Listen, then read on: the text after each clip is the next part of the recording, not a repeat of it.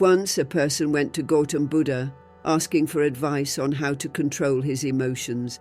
He was having trouble with anger and frustration and wanted help to better manage his feelings. Buddha smiled and asked him to sit down. He said, "I will tell you a story. Once upon a time there was a king who ruled a prosperous country. One day he decided to visit the neighboring kingdom. He had heard that the king of that kingdom was famous for his wisdom. When the king arrived, he was welcomed with great honor. The king of the neighboring kingdom had prepared a grand feast in his honor. During the feast, the king noticed a fly in his soup. He was disgusted and ordered his servant to bring him another bowl of soup. The king of the neighboring kingdom saw this and said, "Your Majesty, please do not be angry. It was just a small fly, it does not matter."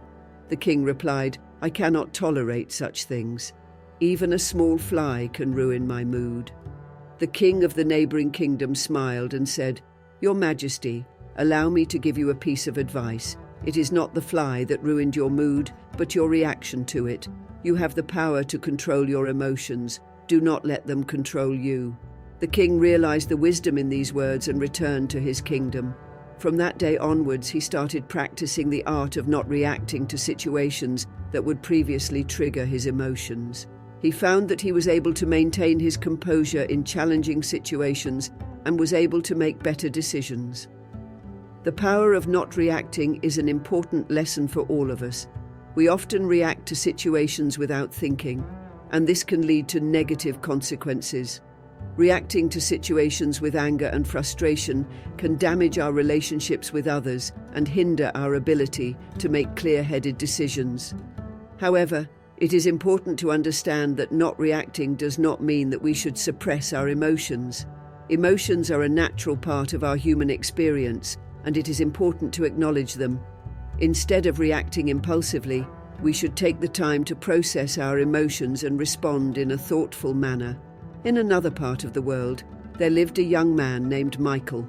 He was a very emotional person, and he often reacted impulsively to situations that upset him.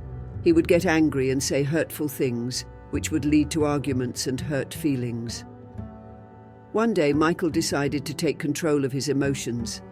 He knew that his impulsive reactions were causing more harm than good, and he wanted to change. He started practicing mindfulness and meditation, which helped him become more aware of his thoughts and emotions. He also started practicing the art of not reacting. Whenever he found himself in a situation that would normally trigger his emotions, he would take a step back and take a few deep breaths. He would then assess the situation calmly and respond in a thoughtful manner. At first, it was difficult for Michael to control his emotions.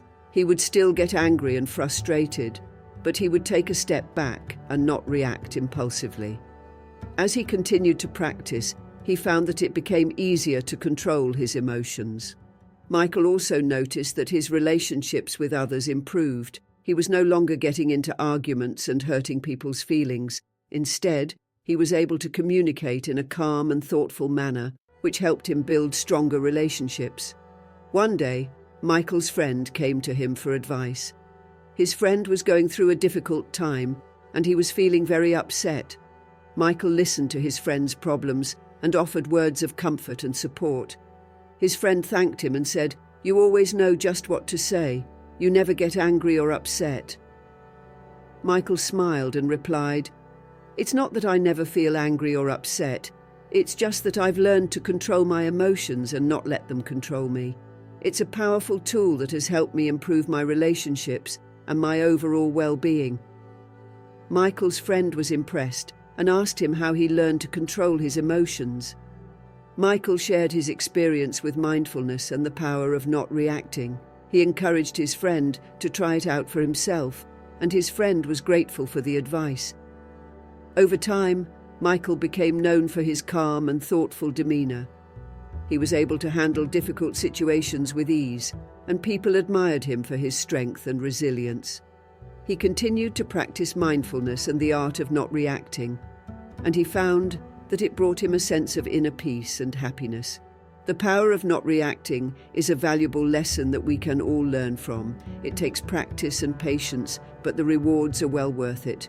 By controlling our emotions, we can improve our relationships, make better decisions, and live a more fulfilling life.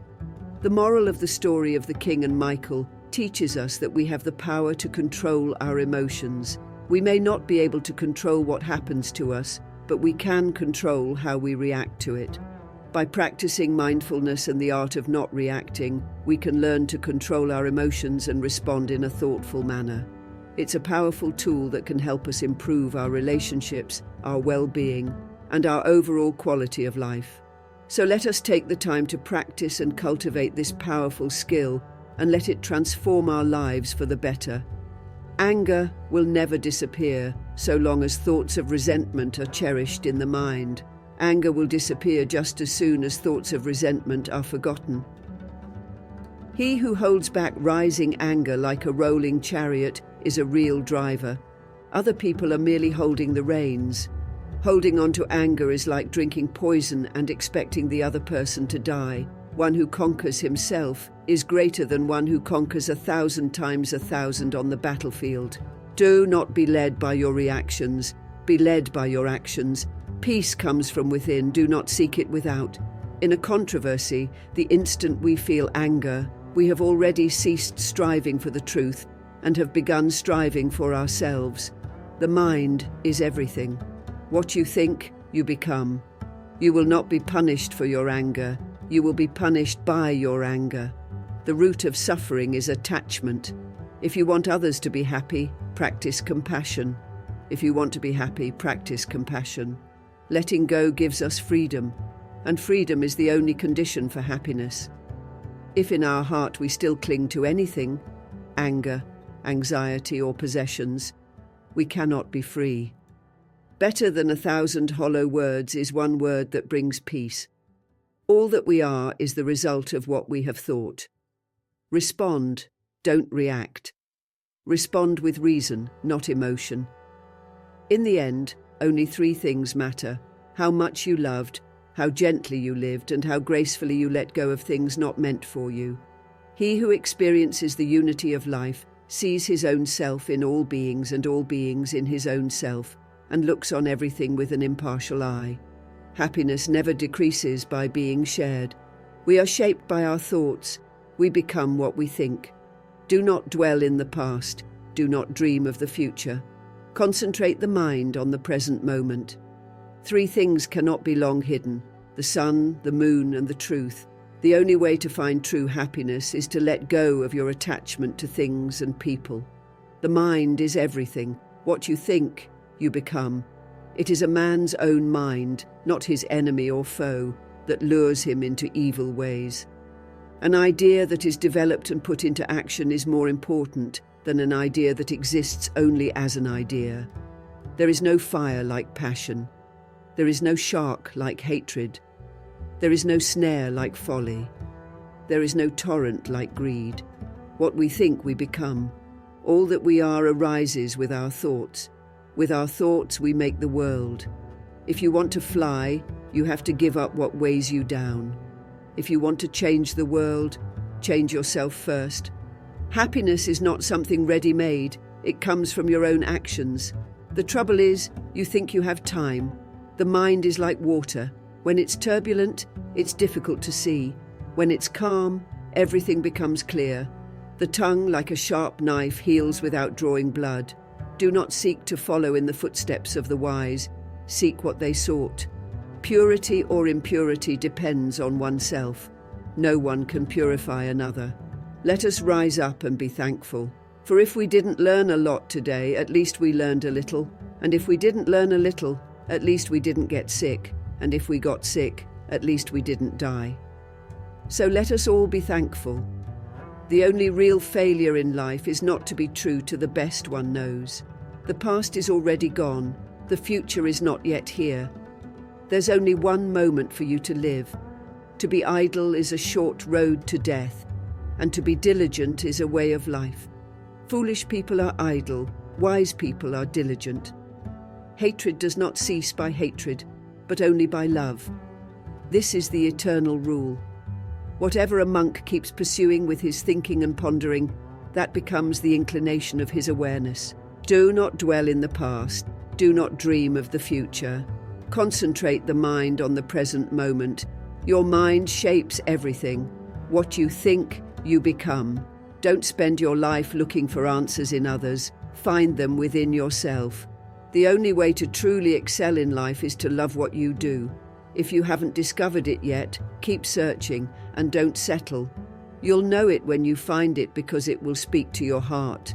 Remember, the true strength in life isn't about never failing, but about getting back up every time you fall. In the end, no one can save us but ourselves. We must each walk our own path. If you enjoyed this video, make sure to hit the like button, subscribe to the channel, and click the bell icon so you don't miss future content. Thank you for watching.